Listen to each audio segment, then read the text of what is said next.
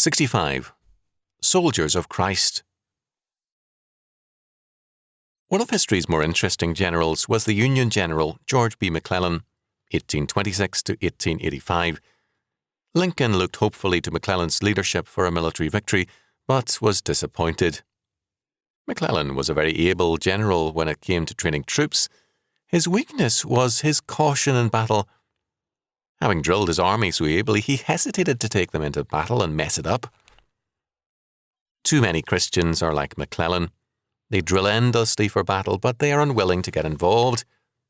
One man I know has, since about 1950, spent at least 1 hour each morning in prayer, but it's very much like a McClellan drill.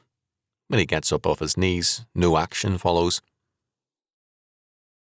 Paul, in Ephesians 6:11-18, tells us to, quote, "Put on the whole armour of God," end quote, but his purpose for us is not a drill ground parade, but to do battle against the powers of darkness in this world.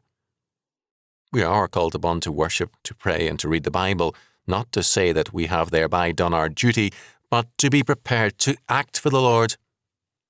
The purpose of the church is not to be a hospital or a resting place for the weary, but a training camp and barracks room for Christ's soldiers to prepare them to occupy the world in His name. Too many people talk of putting on the whole armour of God, but too few are then ready to be Christ's foot soldiers. The purpose of armour is protection in battle and the ability to move confidently forward to victory. As a result, going to church, praying and reading the Bible are simply the necessary and continuing basic training of troops whose calling is action. Are you a parade soldier or a battle veteran?